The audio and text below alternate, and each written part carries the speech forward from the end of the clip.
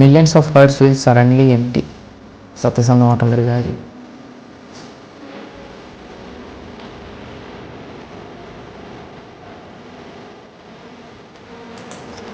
എൻ്റെയൊക്കെ ചൈൽഡ്ഹുഡാണ് ഈ പുള്ളി ഇപ്പോൾ ഈ ഒരു വീഡിയോയിലൂടെ തീർത്തത്. അങ്ങനെ പറയാൻ കാരണം വേറെ ഒന്നുമല്ല, നമ്മുടെയൊക്കെ ചൈൽഡ്ഹുഡിൽ ഏറ്റവും പീക്ക് മൊമെൻറ്റ്സ് എന്ന പടങ്ങൾ സമ്മാനിച്ചിട്ട് പുള്ളി ഇപ്പോൾ റിട്ടയർ ആവുകയാണ്.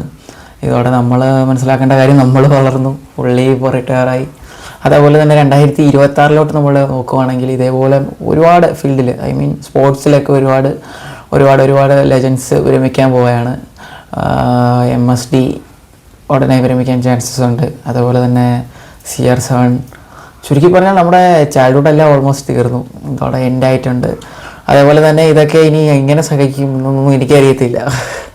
എന്താ പറയുക, ആ ഒരു ഫീൽ പെട്ടെന്ന് ഇവരൊക്കെ തന്ന ഒരു മൊമെൻറ്റ്സ് ഉണ്ടല്ലോ, അതെല്ലാം ഇന്നലെ കഴിഞ്ഞ പോലെ എനിക്ക് തോന്നുന്നത്. എന്തായാലും ഇത് നമ്മൾ അക്സെപ്റ്റ് ചെയ്യാനേ പറ്റുള്ളൂ, ഇനി വേറൊരു ഓപ്ഷനില്ല നമുക്ക്.